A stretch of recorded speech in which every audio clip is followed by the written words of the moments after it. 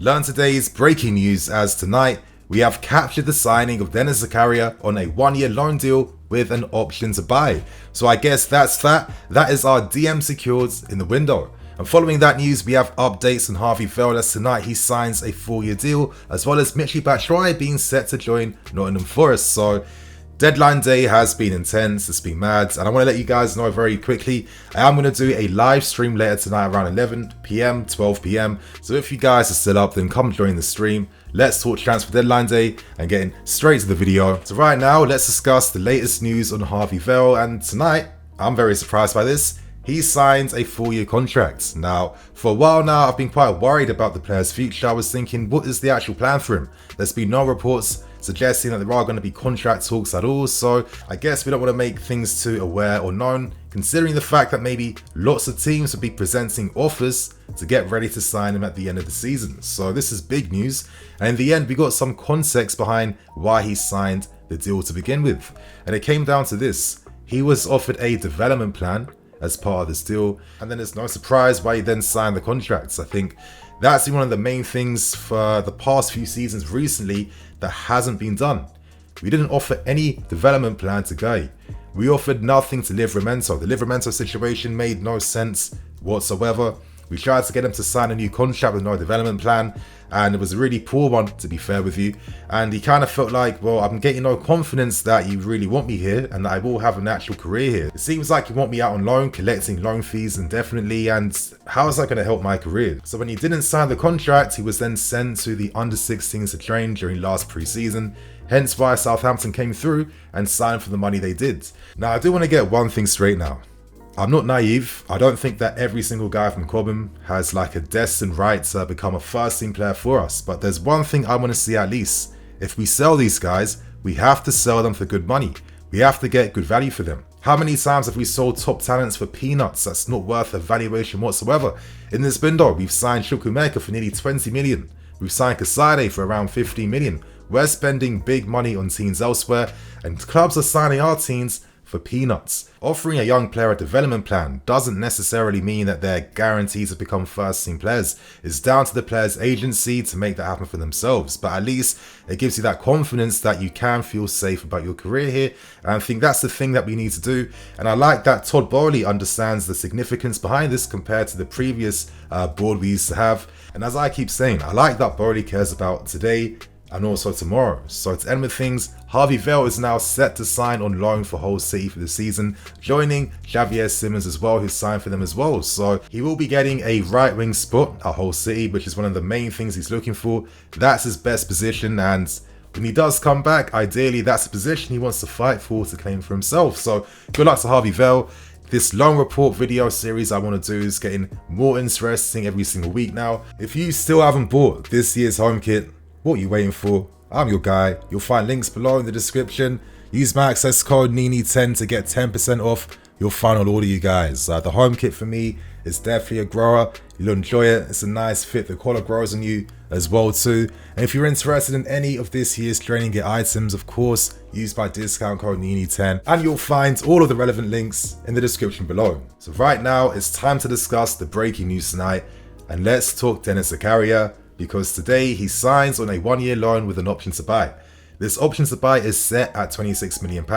It is not mandatory, so it depends on how well Zakaria performs for us. Now, if he does perform, there is a 5-year option included in this option to buy deal, so I guess that's very motivating for the player. And on top of that, we are going to cover 100% of his wages from Juventus, so I guess this makes sense. Earlier today, Juventus announced the signing of Paredes from Paris Saint-Germain, and today Zakaria took his medical in Turin, which he has completed now, and of course all the paperwork is getting signed, and he'll be travelling here now to get ready to join up with his new teammates. So I guess that's that, you guys. We end up signing a DM. It's a massive shame that we couldn't sign Alvarez in the end, or even Sangare, and it gets you thinking, why did we attempt to make moves for these guys so late? Surely it made sense to make these moves earlier. I mean, we're looking at how Man United spent so long trying to sign Anthony. Imagine if Man United tried to sign Anthony on the final day of the window, or tried to sign Anthony once the Dutch window closed. It just didn't make that much sense in the end. I thought there was a possibility, but Ajax remained adamant that they won't be selling him because they've made so much money in player sales already. So bitterly disappointing for Alvarez, who I thought would have been a very good player to have in the squad. But for me, that needs to have a DM, and midfield reinforcement is very important. Now that Billy Gilmour's left, now that others have left, now that others are injured at this point in time, a guy with authority, a guy with a physical presence, and someone to screen that back four is needed. And I guess this is why we turn our attention to Zakaria.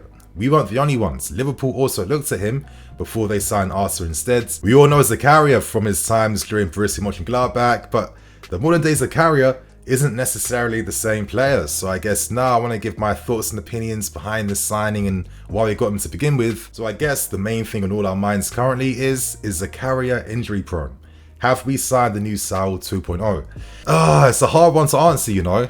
Like, a cynical part of me wants to say yes straight away, but I think for me there's also other pros to this that we're not necessarily thinking about that could be worth the calculated risk and gamble. Todd Boehly wants to sign quality.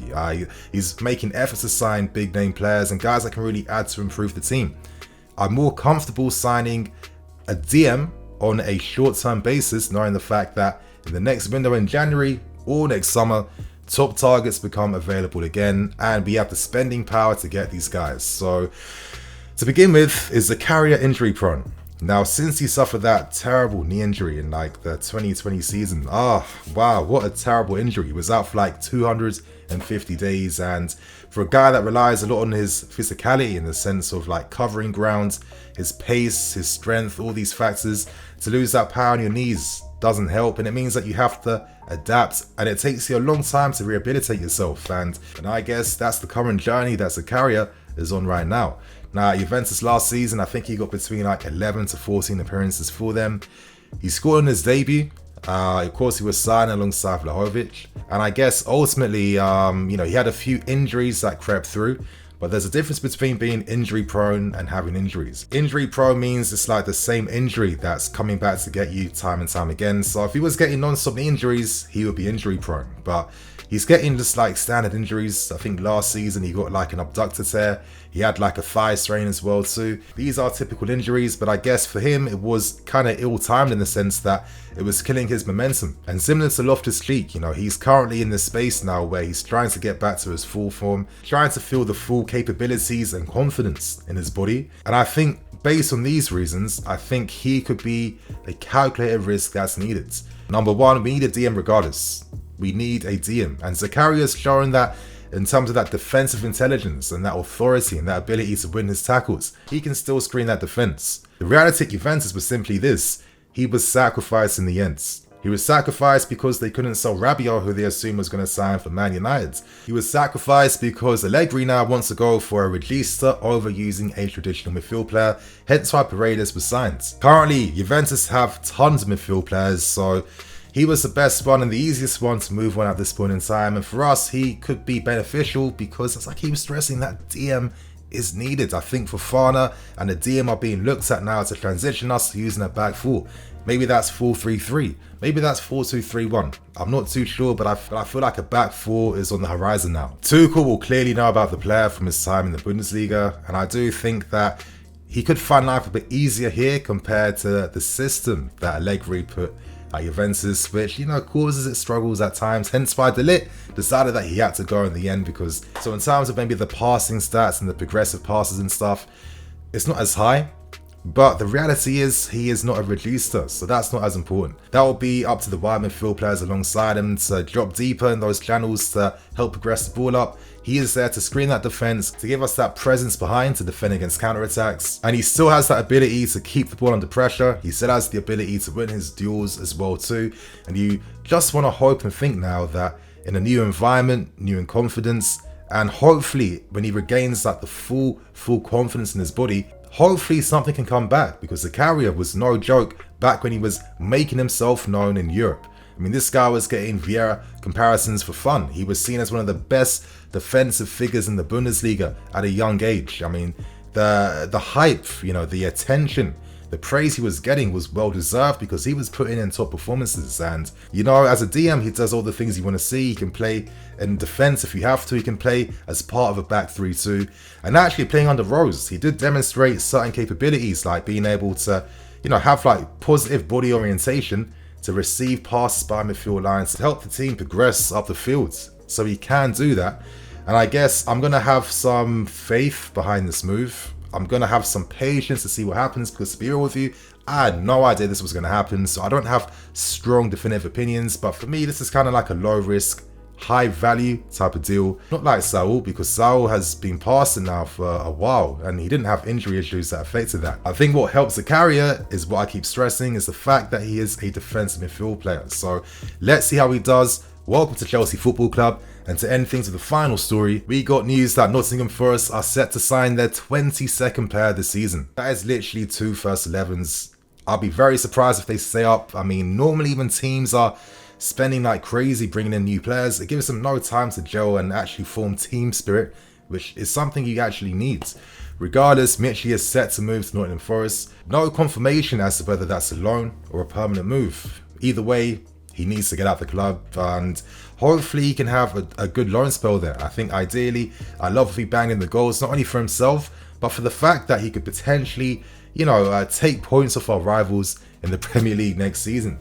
Now, I'll always go back to that moment where we could have received a decent amount of money from Dortmund, but we could have sold him for a pretty high fee, but we priced him out of a move to Dortmund. We wanted £50 million. It was too much money for them. And I guess since then, he hasn't really been the same, because, to expect to just like keep succeeding on loans after loans, playing for this club, going to that country, and then that's going to take a toll on you. And I feel like he's not quite the same. So I hope that Nottingham Forest provides an opportunity at least. It won't be easy because they just signed DENIS and they just signed our knees. So good luck to Mitchie. Let's see how he does. And on that note, you guys, I'm going to wrap things up, keep things moving. Come and join me for the stream later tonight. I'm the EFC. This is BlueLionsTV. Catch you guys later with some more videos. Cool.